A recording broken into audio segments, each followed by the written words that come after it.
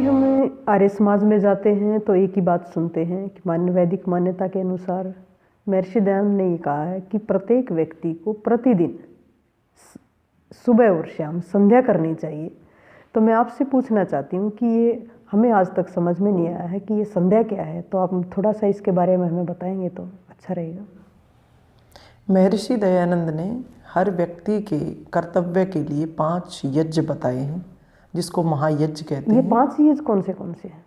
पंच महायज्ञ कहा गया है इनको। सबसे पहले ब्रह्म यज्ञ, दूसरा जो है देव यज्ञ, तीसरा पितृयज्ञ, चौथा अतिथि यज्ञ और 5वां है बलि वैश्व देव यज्ञ। कि सबसे पहला जो कर्तव्य हमारा बनता है किसी के प्रति, क्योंकि यज्ञ का मतलब होता है परोपकार, यज्ञ का मतलब होता है दूसरों के बारे में सोचना, विचार करना, दूसरों के लिए कुछ करना। तो सबसे पहला जो कर्तव्य हमारा बनता है वो ईश्वर के प्रति बनता है। तो और इसी को ब्रह्म यज्ञ कहते हैं, और ब्रह्म यज्ञ को ही संध्या कहा गया है जी। उसमें इस प्रकार से मंत्र लिए गए हैं जो एक तरह से पूरी की पूरी बहुत ही अच्छी विधि है ईश्वर को याद करने की। उसको कहते हैं संध्यायते वा परमम ब्रह्म यस्याम सा संध्या, अर्थात जिस विधि से ईश्वर का ध्यान किया जाए उसे संध्या कहते हैं। इसमें हम ईश्वर का ध्यान क्यों करें, क्यों करना चाहिए हमें ईश्वर का ध्यान? ईश्वर का ध्यान हमें इसलिए करना चाहिए क्योंकि इस दुनिया में, इस पूरे ब्रह्मांड में 3 शक्ति काम कर रही है। पहला है सत्य, दूसरा है चित्त और तीसरा है आनंद। तो जो ईश्वर है वो सत्य चित्त आनंद स्वरूप है। जीवात्मा है वो सत्य है और चित्त है, और प्रकृति जो है वो सत्य है। ये तीनों अनादि सत्ताएं हैं, इनको कोई नहीं न बना सकता है न बिगाड़ सकता है, ये अपने आप में ही है। तो ईश्वर जब इस पूरी सृष्टि का निर्माण करता है, इस पूरी सृष्टि को बनाता है, तो प्रकृति के माध्यम से बनाता है। जिस प्रकार से कुम्हार जो है वो घड़ा बनाता है तो किसके माध्यम से?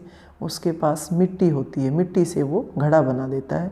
इसी प्रकार से ईश्वर इस प्रकृति की जब रचना करता है, इस सृष्टि की रचना करता है, तो वो प्रकृति के माध्यम से करता है। प्रकृति मटेरियल है एक तरह से, उसकी सत्ता तो है लेकिन वो जड़ है, वो अपने आप में कुछ नहीं कर सकती। जीवात्मा क्या है? सत्य भी है और चेतनवान भी है, यानी उसके अंदर चेतना है। जीवात्मा किसको कहते हैं? जो प्राण धारण करता है उसको जीव कहते हैं, और जो गतिशीलता उसके अंदर होती है, जिस भी जीवात्मा, जिस भी प्राणी के अंदर गतिशीलता होती है उसको जीवात्मा कहा जाता है। तो जीवात्मा क्या है? वो सत्य भी है और चेतनवान भी है। और जो ईश्वर है वो सत्य चित्त आनंद स्वरूप है। तो हम जो मनुष्य है, मनुष्य दुनिया का सबसे श्रेष्ठ प्राणी कहलाया जाता है।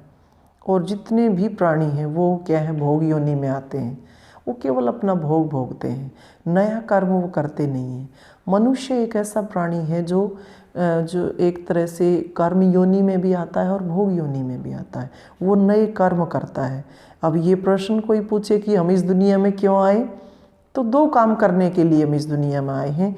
जो कर्म हमने कर दिए उनको भोगने के लिए और नए कर्म करने के लिए। और ये नए कर्म करने का अवसर भी जो है ईश्वर जीवात्मा में मनुष्य को ही देता है।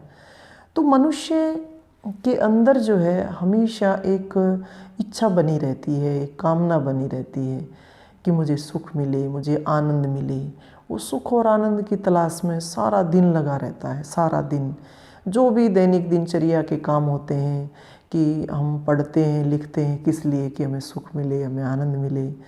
गृहस्थी में बच्चों की परवरिश की जाती है, माता पिता क्या चाहते हैं कि बच्चे पढ़ लिख जाएं, अच्छी नौकरी मिल जाए इनको तो हमें आनंद मिले, आगे इनकी शादी हो जाए, इनके बच्चे हो जाएं, अच्छे बने तो हमें आनंद मिले। हम घर बना रहे हैं, हमारे पास इतने पैसे आ जाएं, हमें आनंद मिले, हमारे पास ये गाड़ी हो तो हमें आनंद मिले। कहने का तात्पर्य ये है कि हर क्षेत्र में हम देखते हैं तो हम यही चाहते हैं कि ये हो जाएगा तो हमें आनंद मिलेगा, वो हो जाएगा तो हमें आनंद मिलेगा। 2-4 चीज़ों में हम जैसे देखते हैं, मान लीजिए अगर प्रकृति में सुख हो, वो आनंद हो, तो सोचने की बात है। अब बुद्धि के स्तर पे अगर हम लगाएं, आज हर बच्चा एक सपना होता है उसका कि मैं बड़े से बड़ा ऑफिसर बन करके दिखाऊं। अब आप देख रहे हैं हमारे देश में सबसे बड़ी जो जॉब है वो क्या IAS ऑफिसर की है। तो हमें ये देखना चाहिए क्या जो IAS ऑफिसर हैं वो आनंद में हैं, वो सुख में हैं, उनको कभी किसी भी प्रकार की चिंता नहीं सताती, वो हमेशा खुश रहते हैं, सुखी हैं।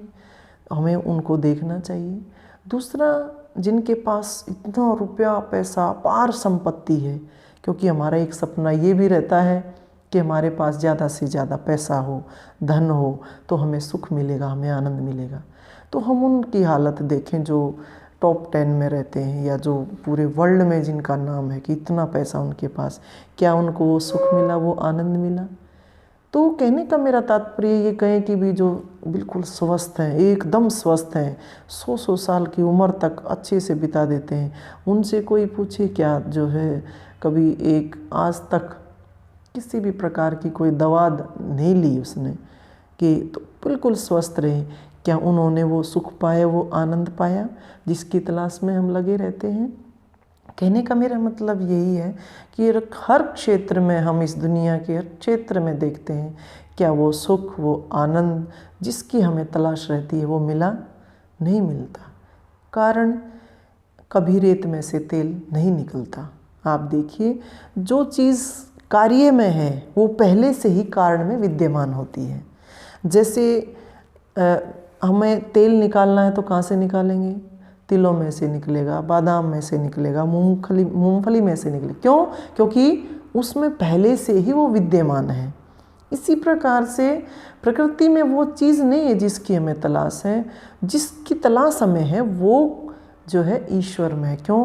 क्योंकि ईश्वर सत्यचित आनंद स्वरूप है। इसीलिए परमात्मा को चापलूसी पसंद नहीं है कि भी लोग मेरी इतनी मालाएं फेरेंगे, इतनी बार गायत्री मंत्र बोलेंगे, इतनी बार ओम का जाप करेंगे तो मैं खुश होऊंगा। नहीं, हमें ही गरज है, हमारा ही स्वार्थ है, हमारे ही लक्ष्य की पूर्ति होती है। इसीलिए हमें ईश्वर की उपासना करनी चाहिए, ईश्वर का हमें ध्यान करना चाहिए, संध्या करनी चाहिए।